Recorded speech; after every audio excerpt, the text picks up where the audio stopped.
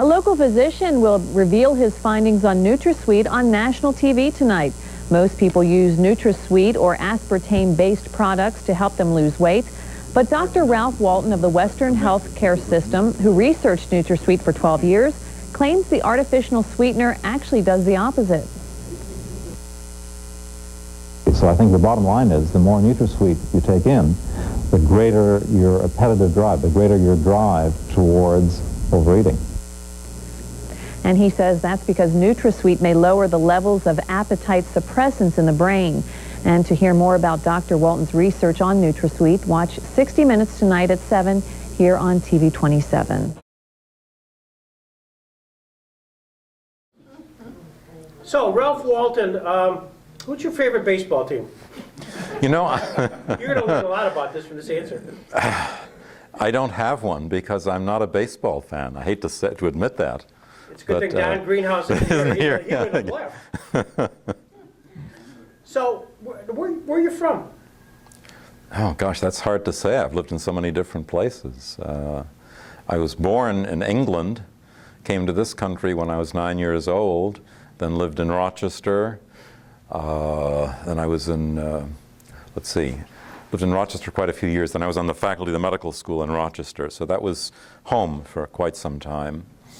Then came to Jamestown. Then when Jamestown General Hospital closed, moved to Ohio. Was in Ohio for 17 years, then came back here. And now I'm a resident of Chautauqua. We're glad you are. What'd your mom and dad do for a living? My parents were Holocaust survivors.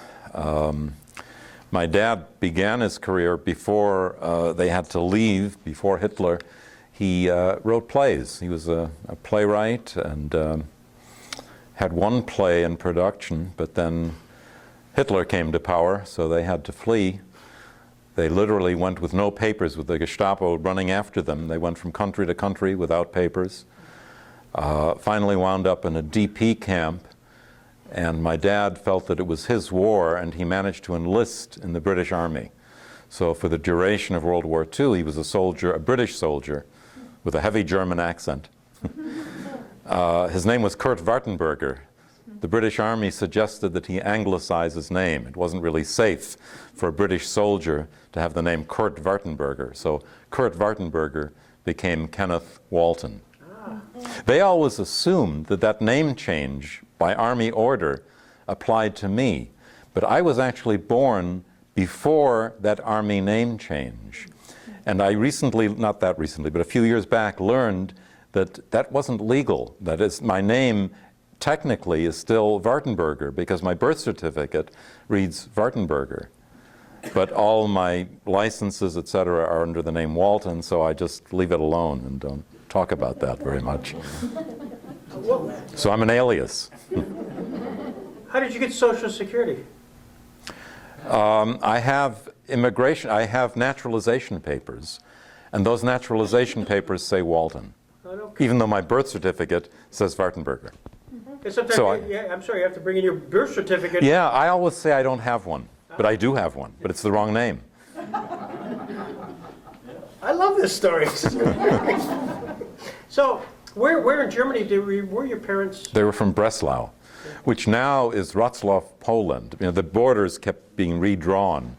They were German. I mean, it was Germany throughout their lifetimes. But then, after the war, it became Poland. Now, did they feel a sense that they had to flee, or were they actually were they placed in camps? No, they had to flee. There was a warrant for my father's arrest for sabotage against the German government. Trumped up. He'd written some things anti-Nazi, and so they wanted him badly. And he said, wherever recently went through some of his material, and he wrote that whenever the Nazis came for him, he was somewhere else. And they couldn't find him. And he literally then ran through the streets and got on trains and went from country to country illegally until he finally wound up in a DP camp. Did he continue to write plays at all afterwards? He tried.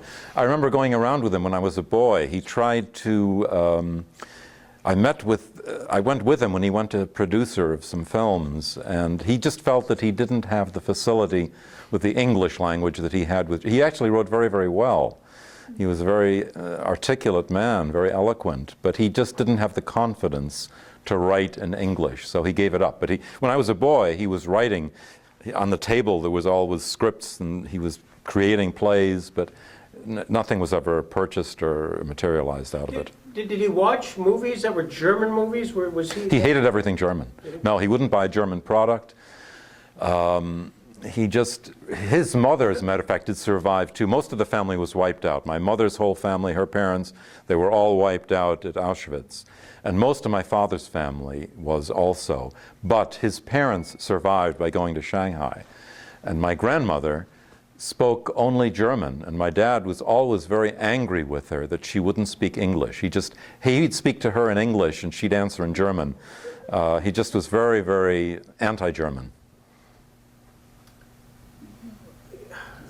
I just saw a documentary on Leni Riefenstahl and that whole almost bipolar reaction afterwards, whether the relationship with Hitler and non-relationship with Hitler, professional and non-professional, all of that stuff. And did he ever talk about the arts at all, about what was going on? Oh yeah, I mean, he did speak about his belief that Germany was a very, very cultured place before Hitler.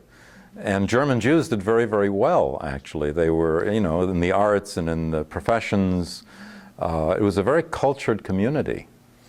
And he did speak about that at length, yeah, sure. So he's in the British Army. Yep.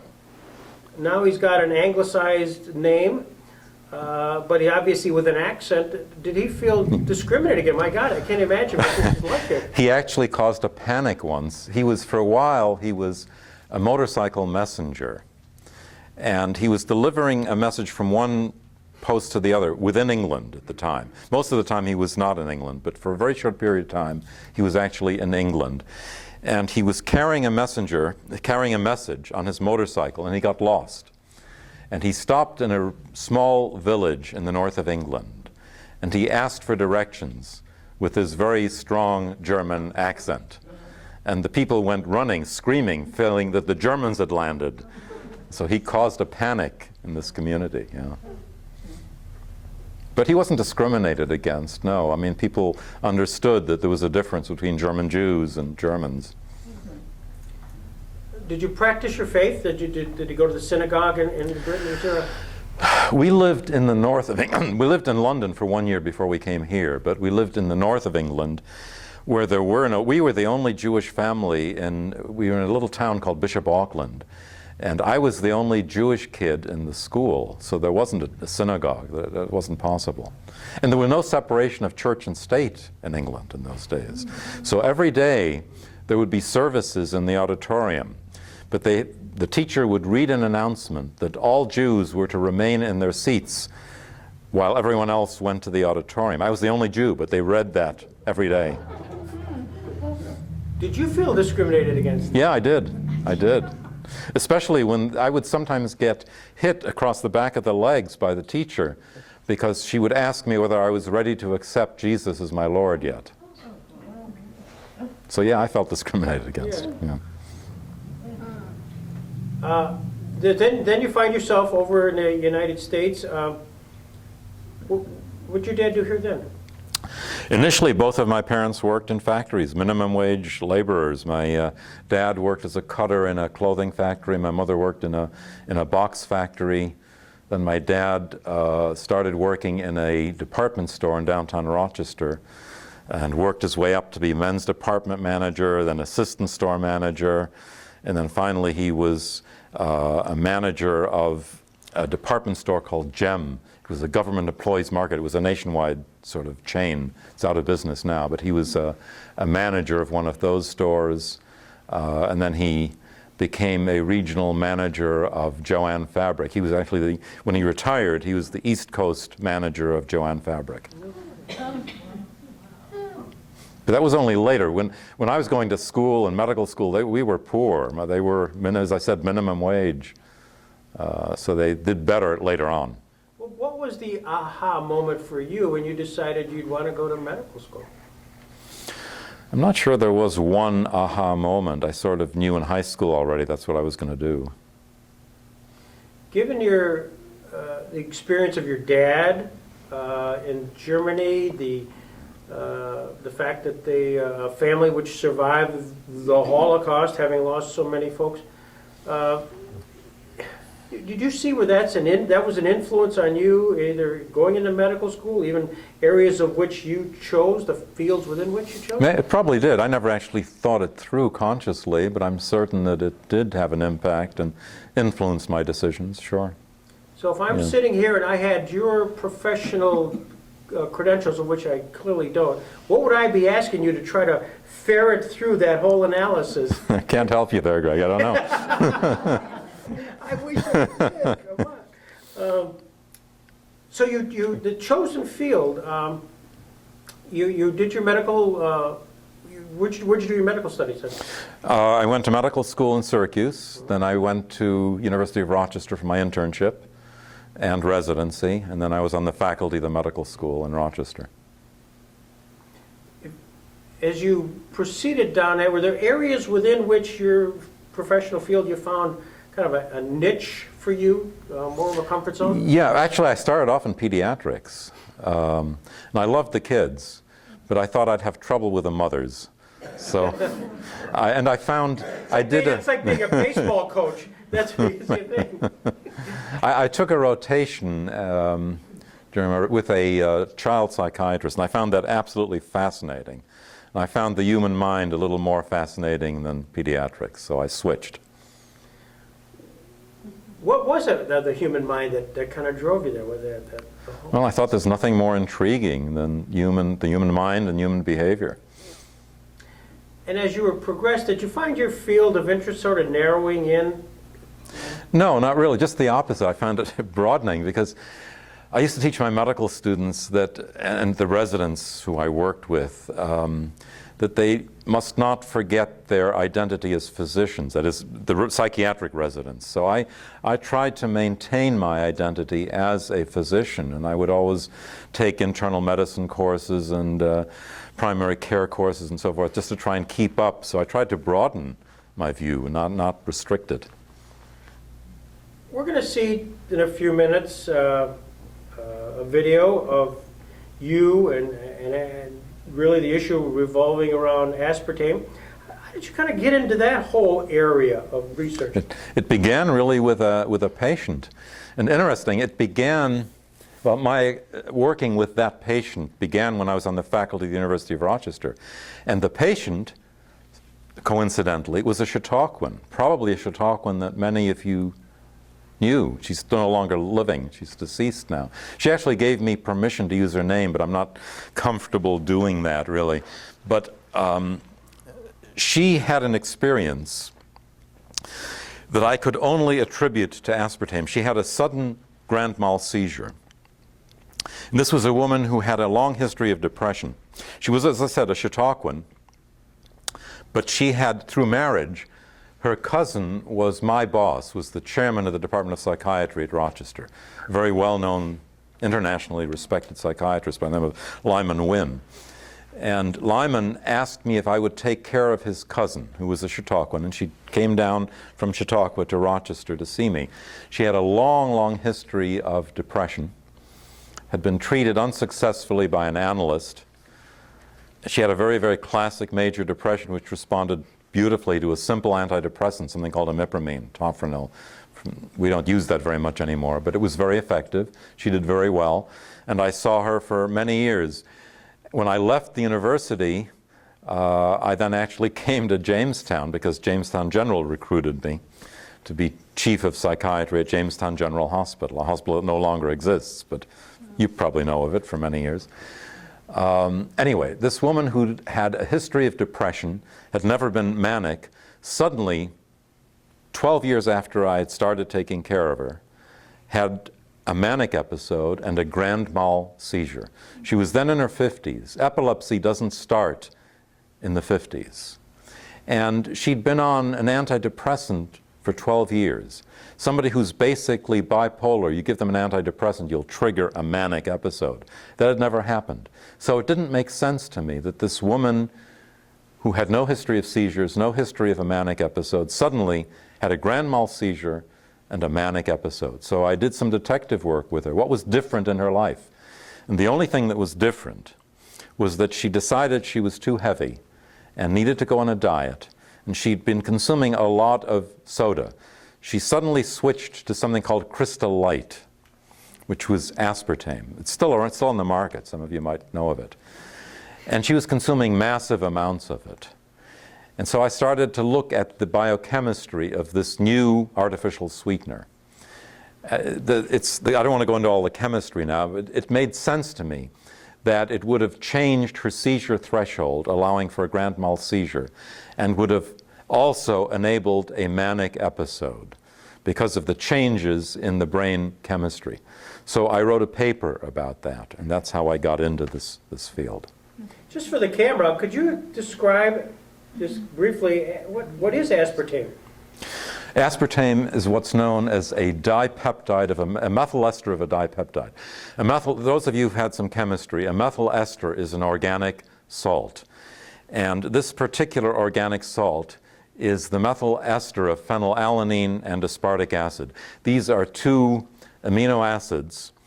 The companies that use it make a big point of saying these are natural amino acids, natural substances. They occur in nature. In nature, they're always part of a long protein chain. They're not isolated the way they are in aspartame. So it's very, very different when you take these two isolated amino acids, and in particular, take a methyl ester of those two amino acids. It flips the what's called catecholamine-indolamine ratio in the brain. Again, if somebody's interested, I'll be happy to discuss that at length with you, but I'm not going to do that here now.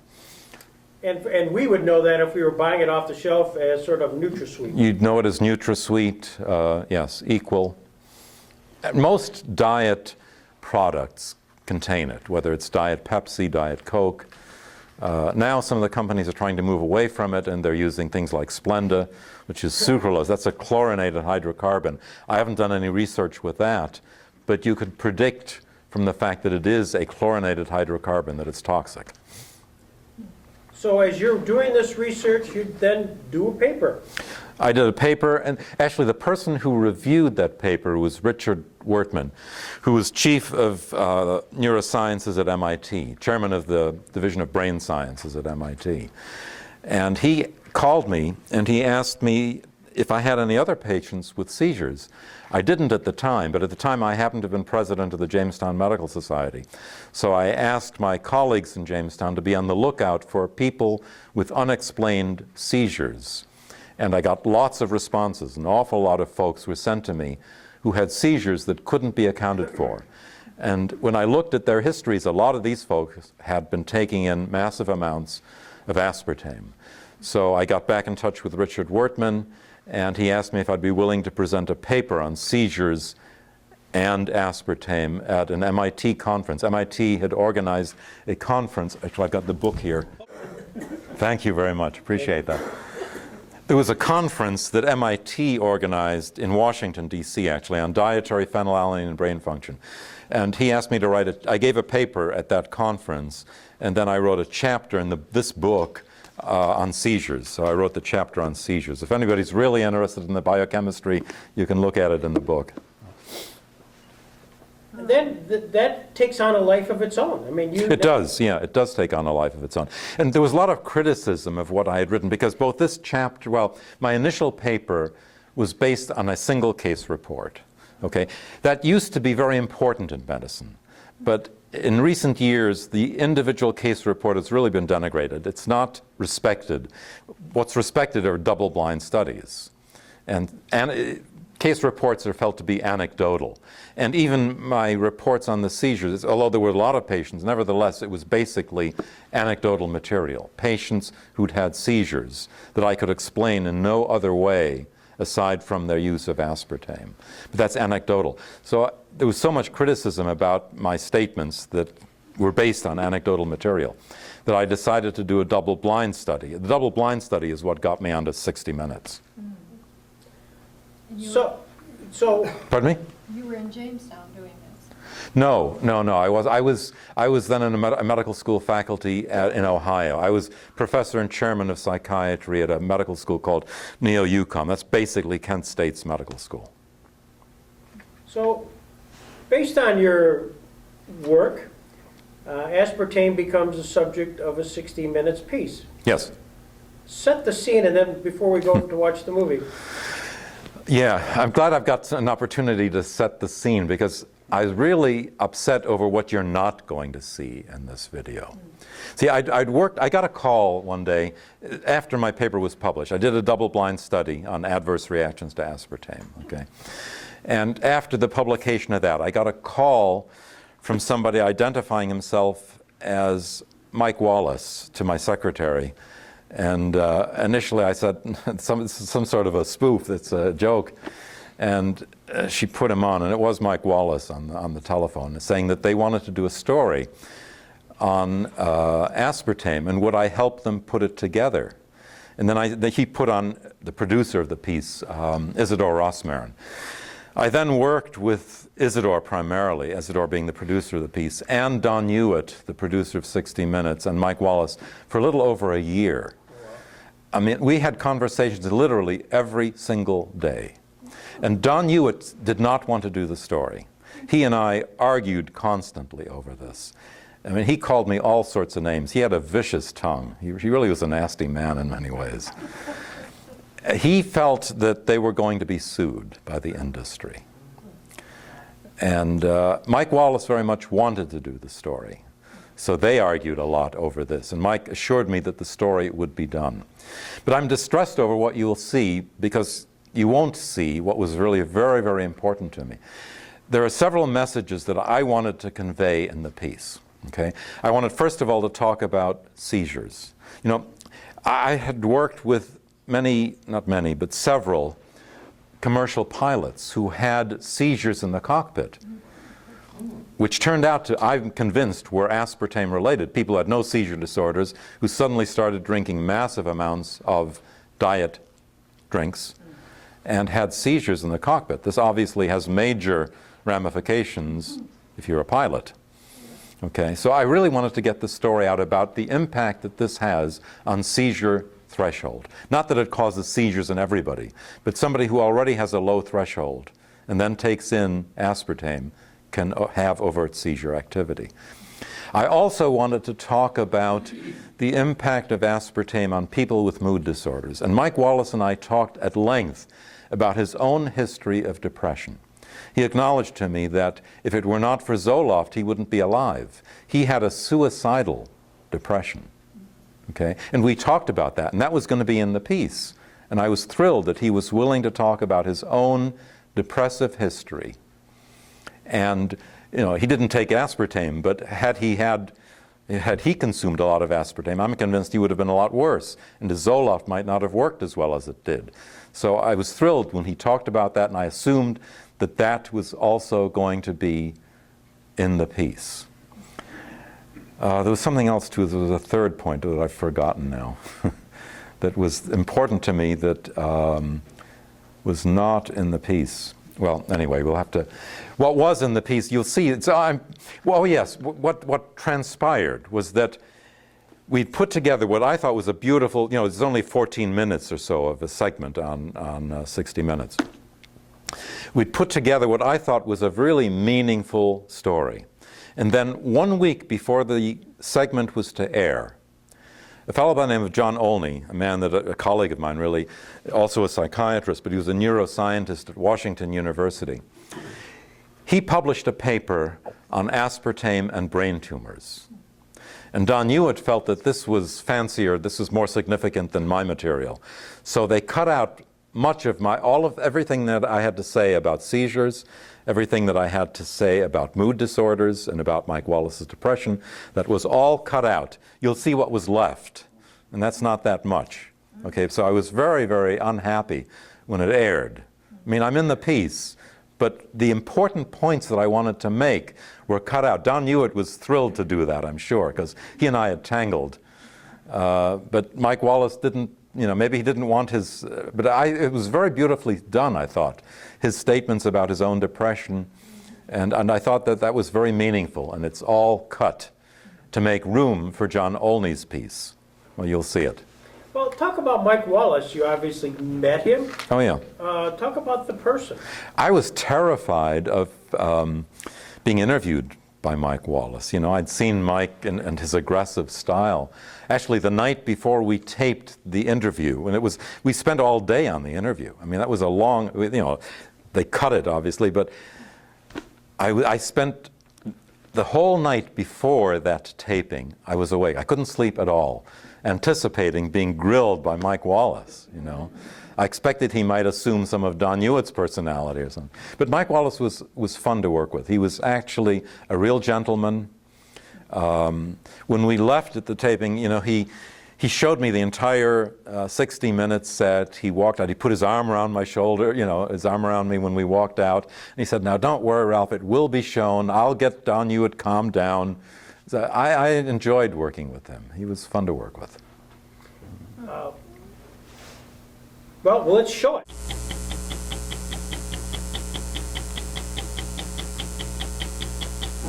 Better known by its brand names NutraSweet or Equal, aspartame is the most popular sugar substitute in the world. I believe that aspartame is one of the safest food ingredients ever approved by the Food and Drug Administration. But Dr. John Olney, who has been studying aspartame's effects on the brain for more than 20 years, disagrees. Dr. Olney does not say flat out that aspartame is responsible for the rise in brain tumors, but he does believe that it's the most likely suspect. Last month, the Journal of Neuropathology and Experimental Neurology published a scientific paper that says, in effect, that the ingestion of the widely used artificial sweetener called aspartame, better known as NutraSweet or Equal, may just be responsible for what the authors say is a dramatic increase in the number of people who develop brain tumors. In recent weeks, there's been a spate of media activity about this because a small but outspoken group of consumer advocates and researchers have become more vocal about what they say may be aspartame's adverse effects. These consumer groups and scientists are not calling for a ban, but they are asking the Food and Drug Administration, the FDA, to take another hard look at aspartame. We're talking about a compound that millions of people are consuming on a regular basis. Children are a particular concern, and of course pregnant women are of special concern. Dr. Deborah Davis is a leading epidemiologist who serves on the faculty of the Strang Cornell Cancer Prevention Center. She has published widely on the environmental causes of brain cancer. Is brain cancer mortality increasing in industrial countries? Without any question it is. Why? We don't know why. I mean, that's the thing that we've been very concerned about. There are multiple factors we have to look at, but one of them may be, for some people, increased consumption of aspartame. Better known by its brand names NutraSweet or Equal, aspartame is the most popular sugar substitute in the world. Since the FDA approved it back in 1981, it has become a multi-billion-dollar industry. It's now being used in thousands of products, from tabletop sweeteners to children's vitamins to diet soft drinks. What most consumers don't know is that aspartame's approval was one of the most contested in FDA history. Consumers have reported more than 7,000 adverse reactions to the FDA, ranging from dizziness to headaches to seizures. But the makers say it is the most tested food additive ever and is safe for the tens of millions who use it worldwide. I believe that aspartame is one of the safest food ingredients ever approved by the Food and Drug Administration. Dr. Virginia Weldon is head of public policy at Monsanto, which owns the NutraSweet Kelco company. I believe it's safe for any American or anyone around the world to drink product containing aspartame. But Dr. John Olney, who has been studying aspartame's effects on the brain for more than 20 years, disagrees. He is a neuroscientist at Washington University School of Medicine. His new study analyzes U.S. brain cancer data in the years before and since aspartame's approval. We've found that in the last 8 or 9 years, which is about 3 to 5 years after aspartame was approved, there's been a striking increase in the incidence of malignant brain tumors. Dr. Olney does not say flat out that aspartame is responsible for the rise in brain tumors, but he does believe that his analysis of the data shows that it's the most likely suspect, because he says many researchers have discounted other environmental factors. And Olney says the same types of aggressive brain tumors that showed up in the aspartame animal studies over 20 years ago are now increasing in the American human population. You're not calling for a ban on aspartame from the market right now, is that correct? No, I'm not saying that aspartame has been proven to cause brain tumors. I'm saying that there's enough basis to suspect aspartame that it needs to be reassessed. FDA needs to reassess it, and this time around, FDA should do it right. We believe that based upon all the information that we've reviewed to date, that this is a safe product. Dr. Michael Friedman is an FDA Deputy Commissioner. He and his boss, Dr. David Kessler, were not involved in the 1981 aspartame approval, but they do stand firmly behind the FDA's okay of the sweetener. And they maintain that brain tumors have decreased slightly in the past few years. There's no evidence there that challenges, in my mind, the safety of aspartame. Looking very carefully at Dr. Olney's paper, it's not a convincing line of evidence. Aspartame was discovered in the mid-60s at G.D. Searle, the Chicago drug company. Searle was bought by Monsanto and then was spun off to form the NutraSweet Kelco company. The FDA originally approved aspartame back in 1974, but FDA investigators soon found serious problems in some of the studies that Searle had submitted to the FDA, and so a task force was organized to investigate many of Searle's tests. There were some very serious deficiencies in the conduct of some of those experiments. Dr. Eric Millstone is a food safety expert at the University of Sussex in England. He's been a critic of Britain's approval of the sweetener for over a decade. He says that Searle's tests in the early 70s were so flawed, there is simply no way to be sure that aspartame is safe. Well, for example, a rat died during the course of an experiment, but apparently that rat was not then carefully dissected to see whether there was any evidence that the compound might have killed the rat, and there were many other deficiencies in the conduct of these tests. Tumors appeared in some of the animals and they were simply cut out and discarded, not reported. There were occasions when antibiotics were administered, but that was not reported.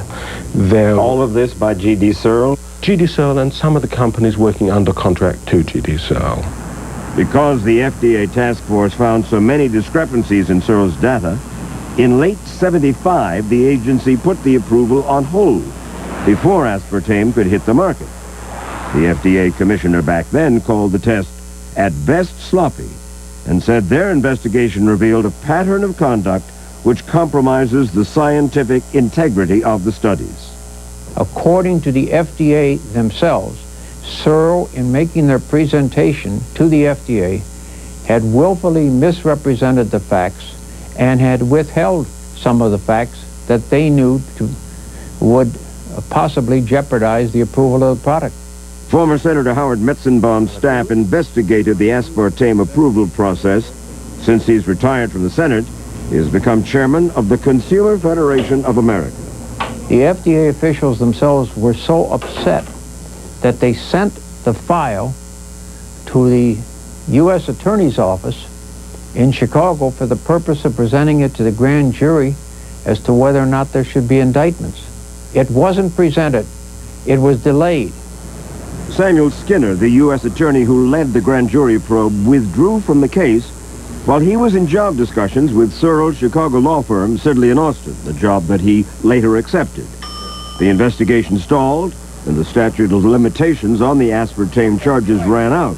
As a result, the investigation was dropped. Skinner denies any responsibility for this.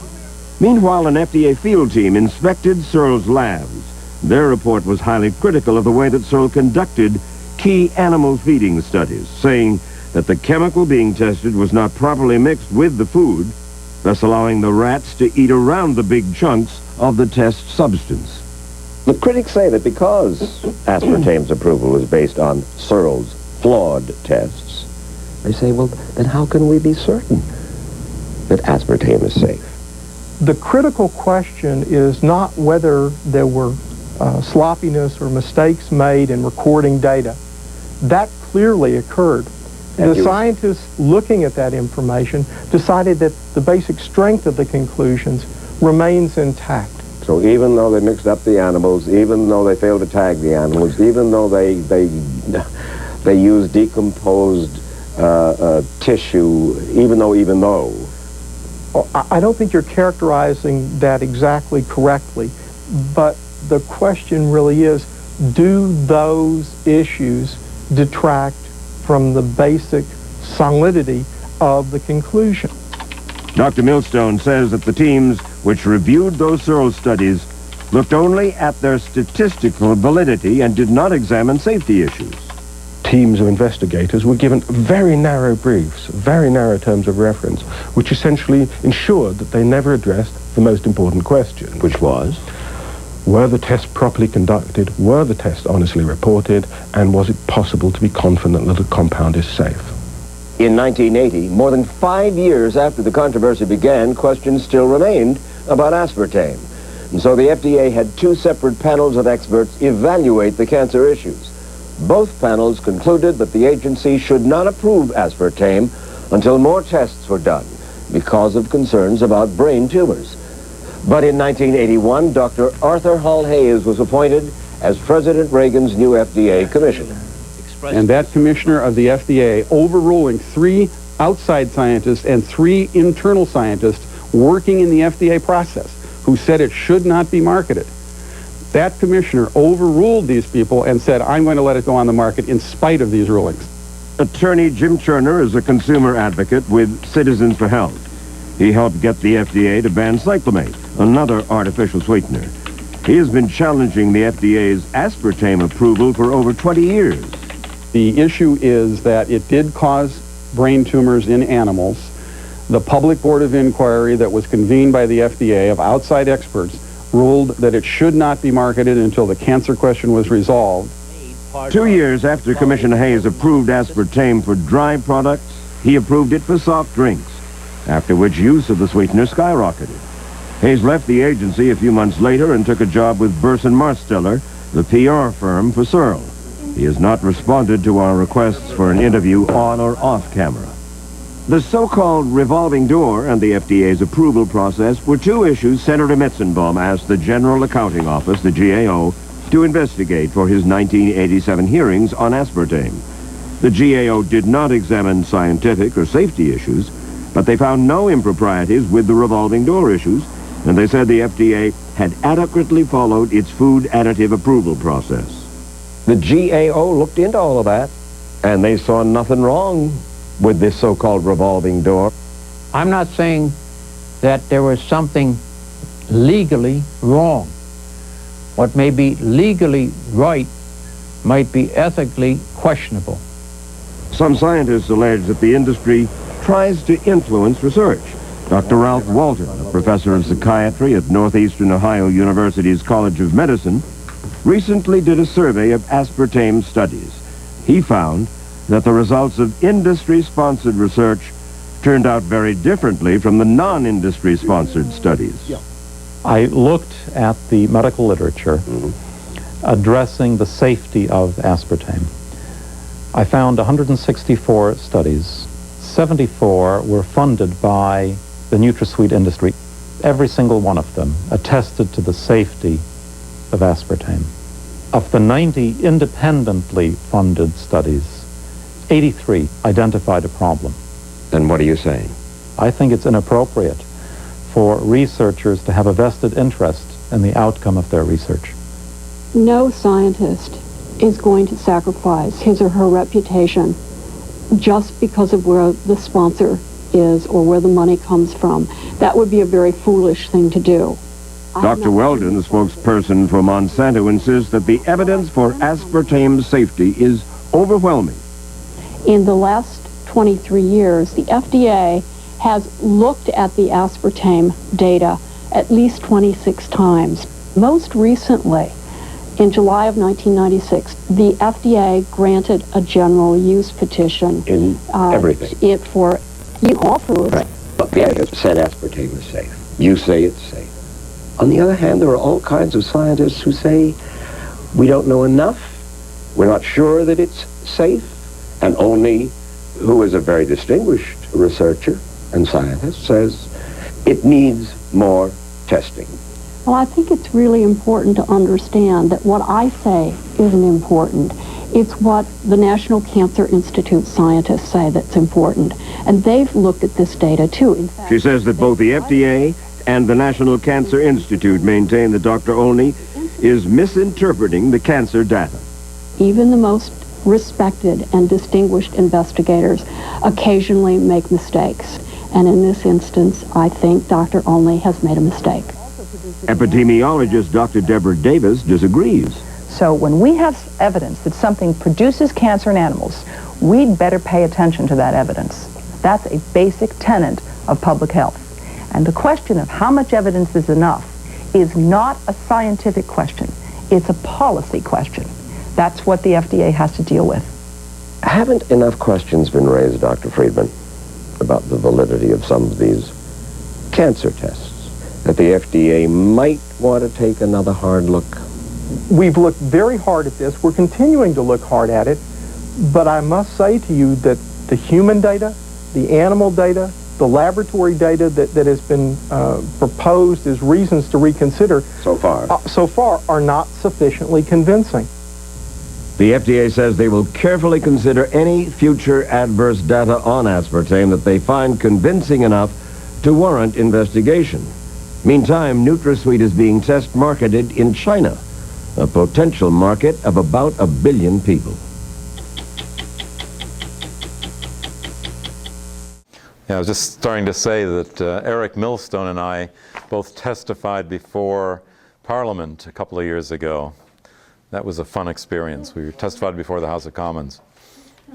And what was the result of that? That was the British were reviewing this as well. They were reviewing this as well. Actually, I was contacted by a fellow by the name of Roger Williams, who's a PhD MP from Wales. And he got into this whole aspartame business because of one of his constituents. One of his constituents was a science teacher who had a son who had sudden grand mal seizures, anyway, a 10-year-old boy. And it turned out that the only way to explain his seizures was by his ingestion of aspartame. His mother, being a science teacher, did her own little experiment with him. She stopped the all aspartame and no seizures. She reintroduced it. And he had seizures again. So she was 100% convinced this was only because of aspartame. So she contacted her member of parliament, and then he looked at the issue, contacted me, and he actually wrote up a bill to be introduced into the House of Commons banning the use of aspartame in the United Kingdom. And he wanted me to help him put this together and get it through the House of Commons. So I went down there, spent a week in London with Mary. We had a great time. He showed us, things that normally tourists don't get to see. So it was a lot of fun. Unfortunately, the bill failed. But we had something like 47 votes for it, which was quite more than I thought we'd get. But it still failed. This aired in 1996. Yeah. The week after it aired, what was the response of most folks to your appearance? Nothing. I was expecting that would be the end of aspartame. Obviously, it wasn't. This has been a very frustrating ride all of these years. My first paper on it was written, I think, in 1985 or 86, a long time ago. And our double-blind study was 1993, again, a long time ago. And unfortunately, ours was the only double-blind study involving human participants.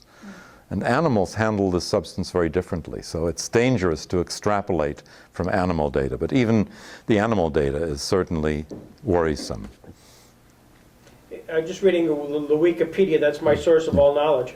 The European Food Safety Authority concluded in its 2013 reevaluation. Did you follow all that? I was one of the people. I was called to testify at EFSA. I went to Parma for that consideration. When we were really looking at it, they asked me to testify.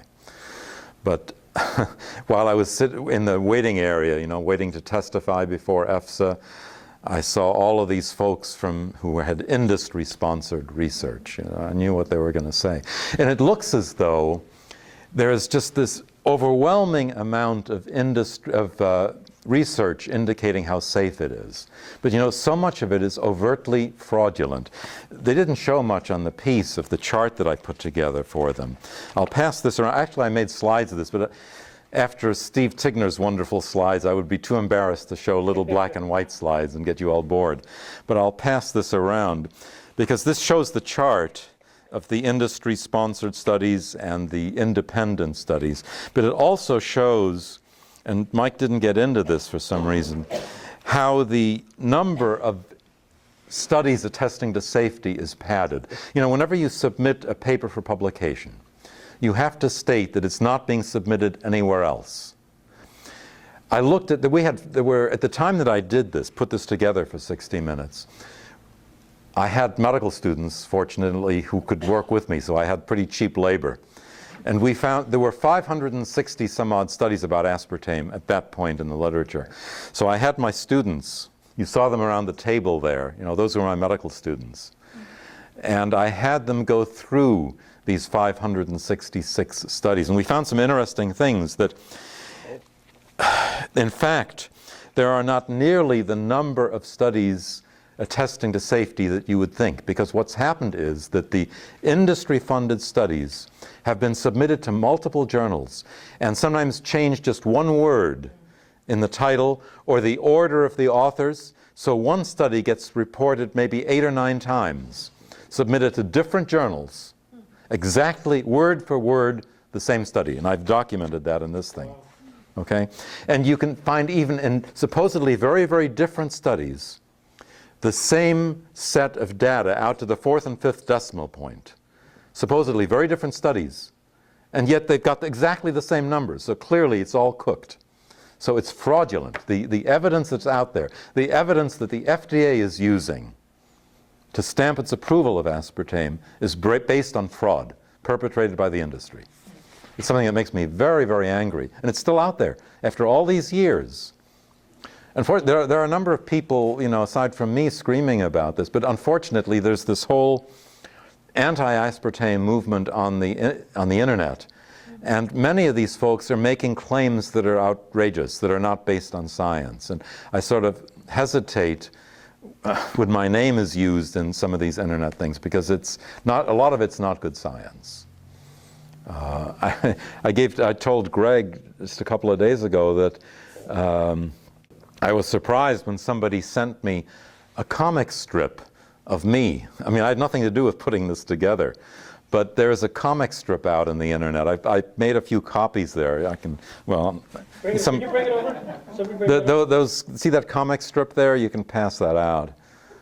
I made a few, probably not enough for everybody, but.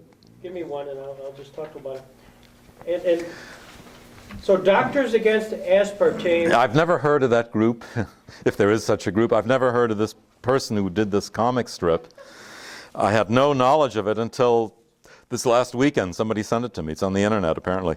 Was that Betty Martini? Was that?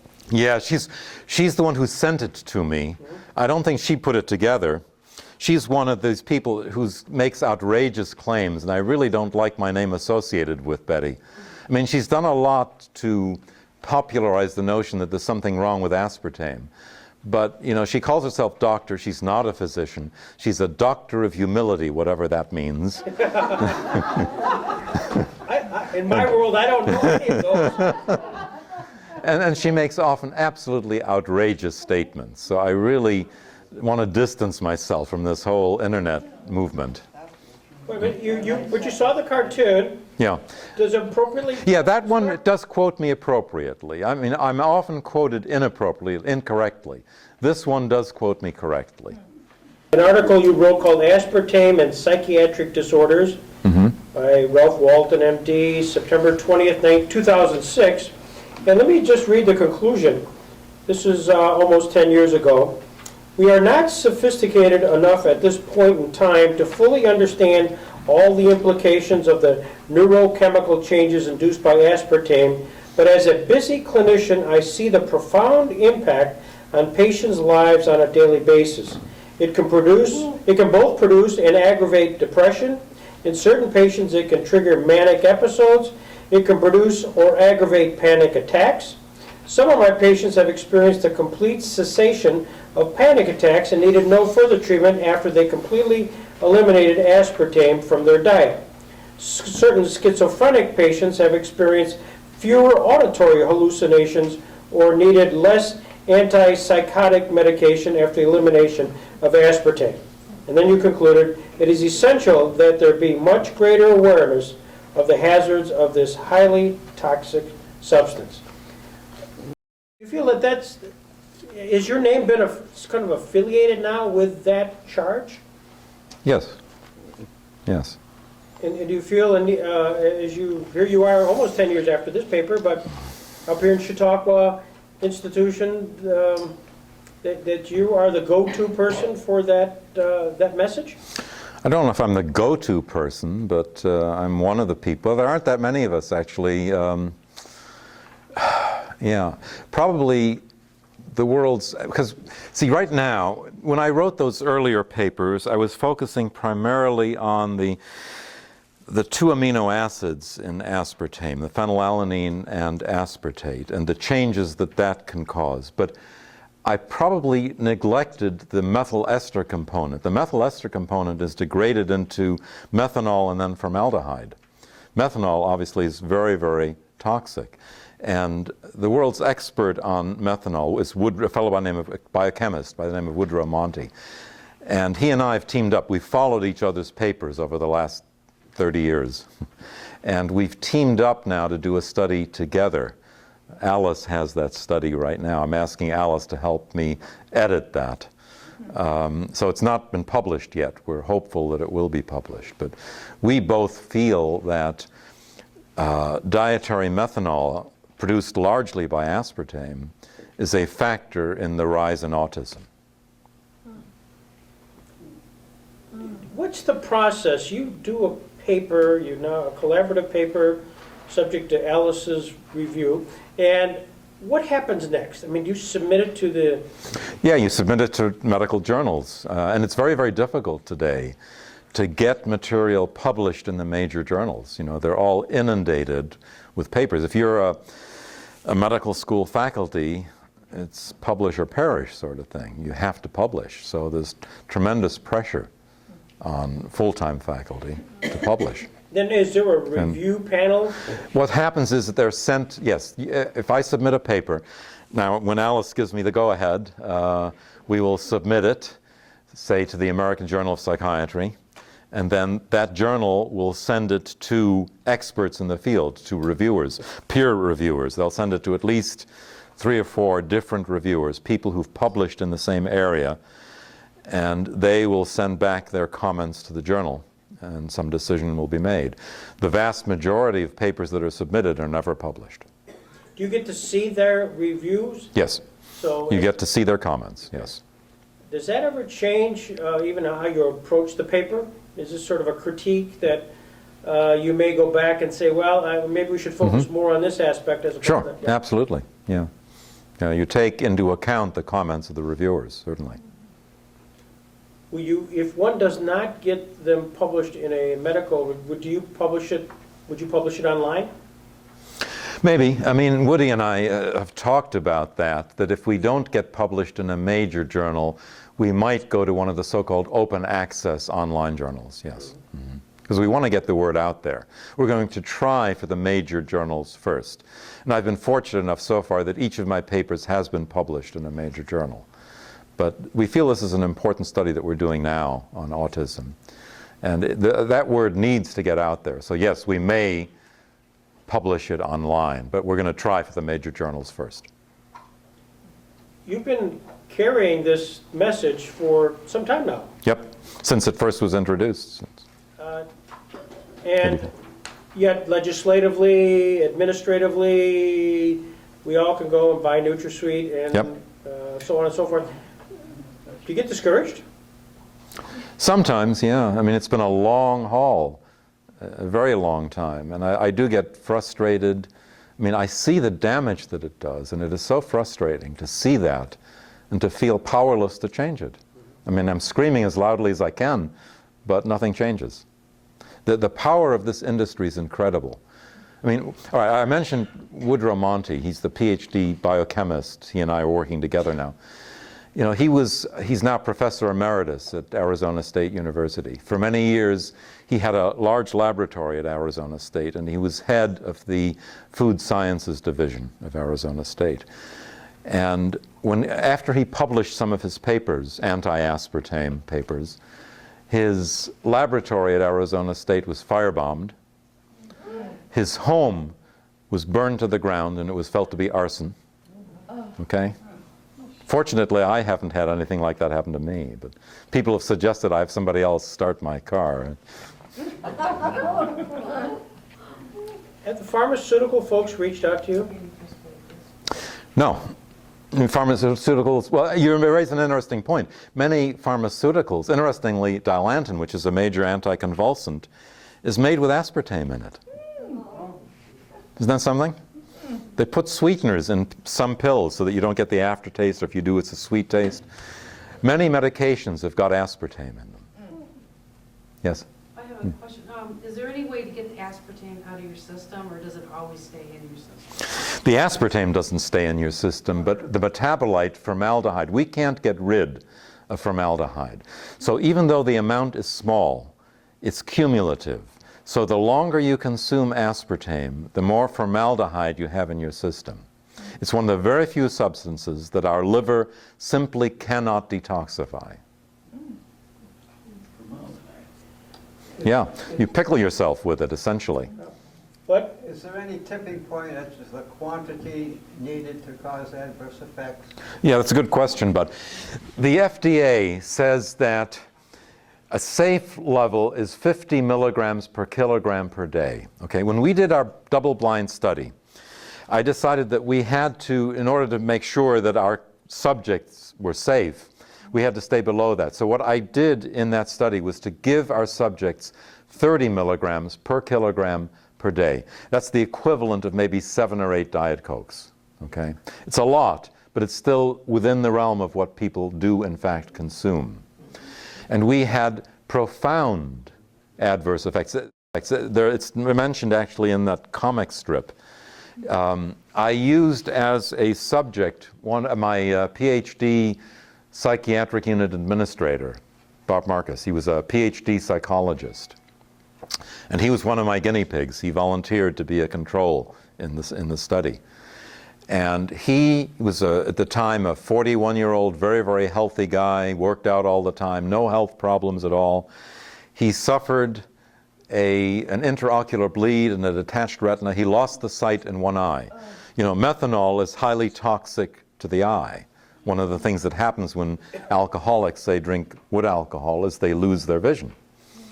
We had a nurse who was also a subject in our study have an intraocular bleed also. So we had 2 people with intraocular bleeding episodes during the course of the study. The IRB, you know, when you do human experimentation, you have to have a so-called institutional review board monitor the safety of the study. They put a stop to the study at that point because they thought it was too dangerous. Fortunately, we'd had enough people go through the study that it was still statistically significant. But we had to stop it midstream because of the severity. And several patients said they'd been poisoned. Okay? So the adverse reactions were severe. And that was at 30 milligrams per kilogram per day. As I said, that's like 7 or 8. So we had some severe reactions at 7 or 8. You know, the industry uses what we do know about this to their advantage in setting up studies. We know, for example, that people who report migraines with aspartame typically need about 3 or 4 days of continuous use before they get a migraine. Okay? Unlike some other migraine triggers, which can be immediate. So what the industry-funded studies do is they give aspartame for 1 or 2 days, not 3, and then say there's no migraines associated with it. You know, they set things up so that they know ahead of time what the outcome is going to be. Yeah, Carol? Stevia. Pardon me? How about stevia? Stevia is safe. That's from a plant. You know, that's a very natural substance. That's, as far as we know, that's perfectly safe. Well, talk a little bit about that book. I mean, well, okay. This was when I was in Jamestown many, many years ago. She was a patient of mine, and one day she told me that she was going to write, as we were sort of getting towards integration, she was doing better. She said, Dr. Walton, I think I want to write a book about all of this. Now, I hear that a lot from patients. You know, usually I'll listen to it and sort of think that they're never going to get this into a book, or that, you know, so I'll try to politely move on to something else. But she was such a gifted woman. I thought her story was so unusual that I really encouraged her to write the book. And she did, and sent it to Harper & Row. They bought the book. And they paid me to, the only time I've been paid for anything I've written was this. They paid me to write the foreword. I got a check from Harper & Row for $2,000 for writing the foreword to the book. It's the only time I've ever been paid for all of this. It's available on Amazon. so what was the basic premise, though, of the study? I mean, what is it that caught your attention to actually see this case through? Well, I find multiple, you know, what we now call dissociative identity disorder. Back then, when I was working with her, we called it MPD, multiple personality disorder. And she was a multiple, but it was so fascinating. I worked closely with her internist on this because she had laboratory findings that were absolutely impossible to explain. As Laura mentioned, you know, when one alter got measles, the others didn't. But the lab tests were different depending on which alter was out at the time the blood was drawn. That was the most spooky thing I've ever seen in my life. I've never encountered anything quite like that before. Did you write up anything about that? No, I didn't. I wrote in the foreword that I knew that that story had to be told, but I wrote in the foreword that the person to write that and to tell it is Kit herself.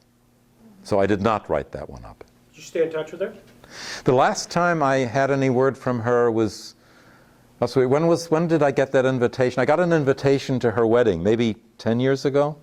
I got an invitation to her wedding. You know, I'm not totally retired yet. I still work. I still do telemedicine, so I don't have all the time in the world, but I'm still just in the organizing process of that. I'm not very far along with it.